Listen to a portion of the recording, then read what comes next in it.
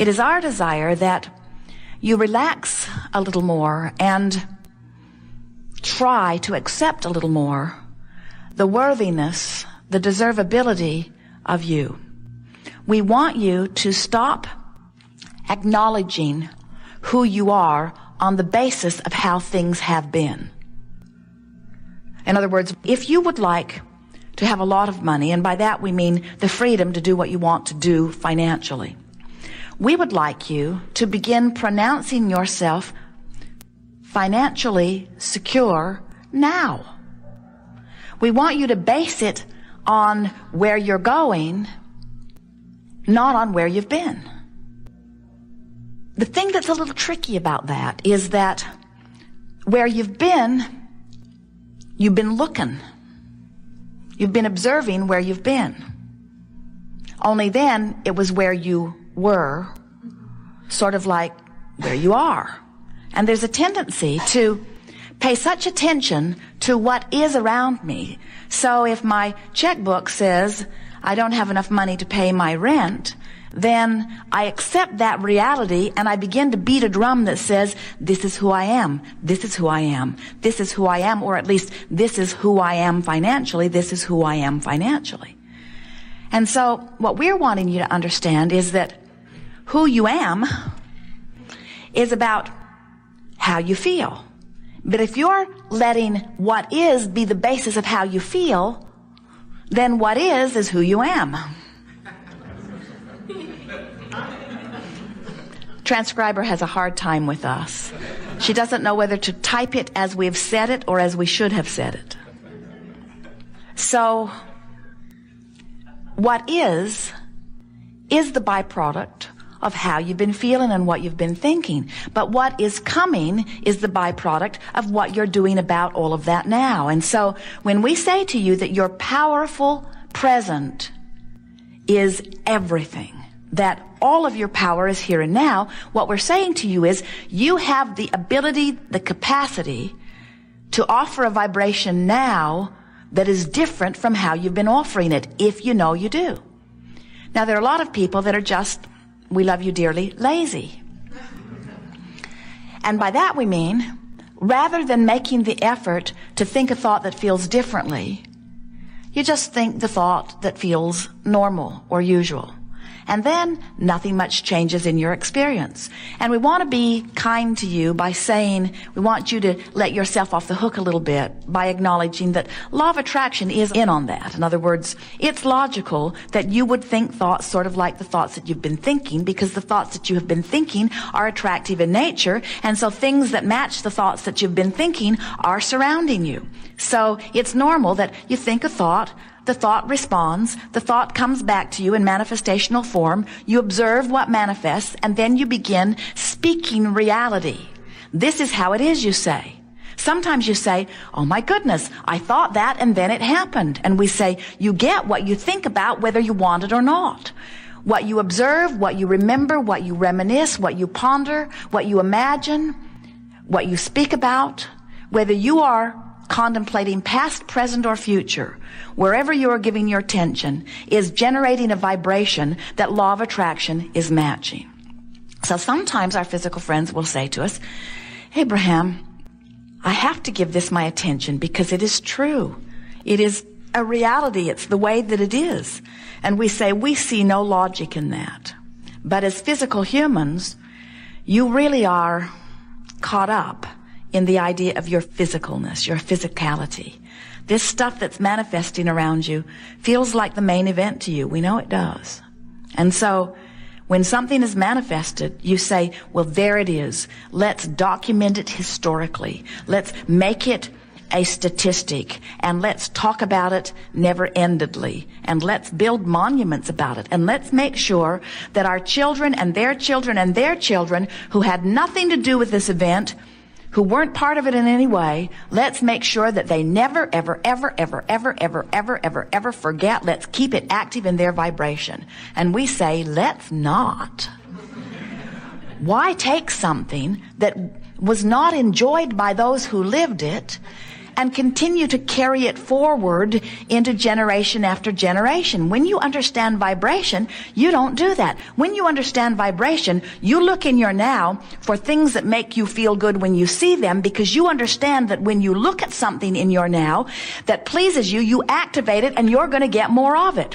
When you understand the power of vibration and you're looking in your past, you don't look for the whole collage. You don't look for the big picture. You don't look for every single event. You don't try to present a balanced view. You look into your past for those things that you love the very most, and as you focus upon them, they keep repeating themselves into your now and into your future, but you don't replicate the stuff you don't want. You're too smart for that. Why drag around stuff you do not want? Because it is some reality.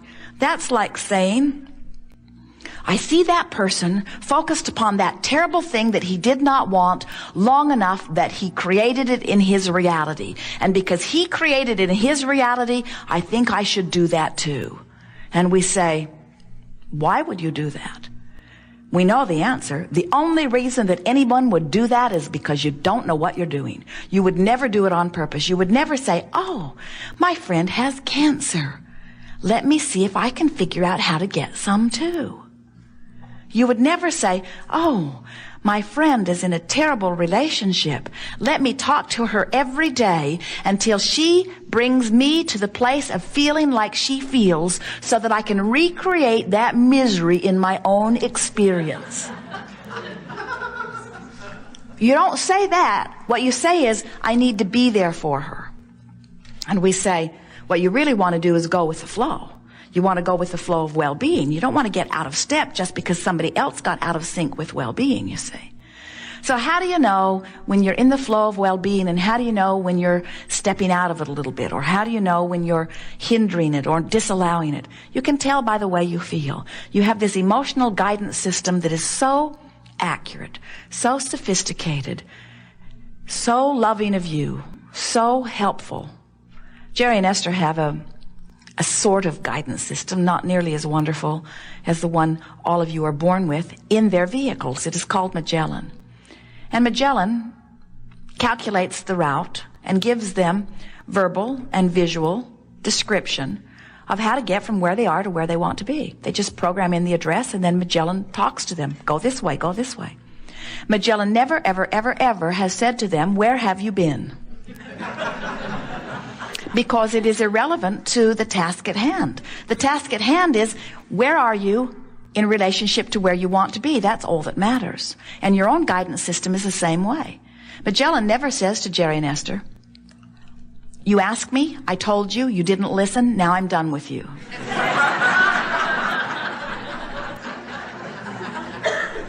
And your own guidance system is the same way. Your own guidance system is always there, fresh and willing to assist you from where you are to where you want to be. But you got to listen, and you got to know how your guidance system is talking to you. Magellan, Jerry and Esther, sometimes they will program her. It is a woman's voice. The man's voice was far too bossy. Jerry and Esther will program Magellan, and then they will get another idea.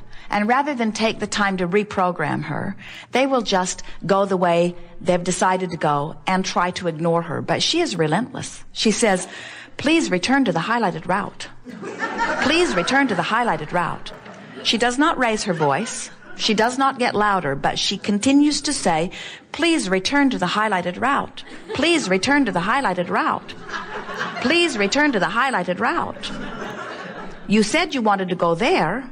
You are not going in the way that I recommend. Please return to the way I recommend. Please return to the way I recommend. Jerry will say, shut that broad up. If they continue to ignore her, eventually she will conclude that you're serious about your new divergence. And she will say, recalculating route. This is the point where your mother would say, you asked me, I told you, now don't ask me anymore. But Magellan says, given your new location and keeping in mind your determination to still get to where you want to be, this is what I now suggest. And your own guidance system is the same way. Always responding to where you are now and always leading you to the path of least resistance to that which you are seeking. Path of least resistance and path of most allowance are the same path. In other words, this is the best route for now. Well, how do you know if you're on your path? How can you tell? Magellan, it's obvious. She speaks right up. But many of you do not know that you have a Magellan or an Abraham in your ear. And so, how do you know?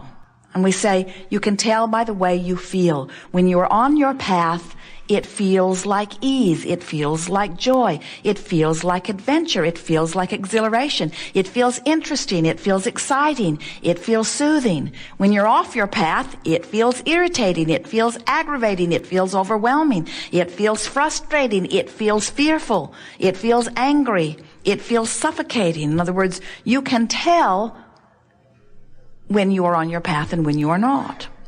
Now, we want to give you something here that many of you may not be aware of. We want you to know that this is not a straight and narrow path. This is a wide and yielding, friendly, moving about, delicious path. There are so many paths that you could take to where you want to go. And there's not only one enjoyable path either. There are so many paths of excitement and adventure. In fact, some of you so much like adventure and excitement, you so much want to be alive that you don't even want the shortest path. You don't even want the easiest path. You want the most exhilarating path. You want the most adventurous path. That's why you cannot guide one another about your paths. That's why nobody can write a book, not even a book called Bible. No one can write a book. No one can write a process. No one can tell you the way to go. You have your own internal guidance system that is taking into consideration who you are, who you were before you were born, who you are as non-physical energy, who you are in this physical body, who you are in relationship to your environment, who you are in relationship to all things you want. Your guidance system knows who you are and adores you, and is lovingly saying to you, given everything I know about you, which is everything, given everything I know about you, if I were standing in your physical shoes, I would go this way. Why don't you try it and see how it feels? So, if you will make a decision to follow what feels good, you will be on your path, and it will be an extraordinary path. It will fulfill you in every possible way. We want you to understand that your path is not about this path that leads you to some place you want to be. It does do that, but that's not what the path is about. The path is about how fun it is to be on the path, how fun it is to be on the path, how fun it is to be on the path. In other words, you never get there, because as soon as you get to where you thought you were headed, even before you get to where you thought you were headed, the path lengthens, it expands. You never get there. Jerry and Esther were in Maui a few years ago. They've been there many times since, but on this particular occasion, they were on their way to Mama's restaurant, a fabulous restaurant on the other side of the island.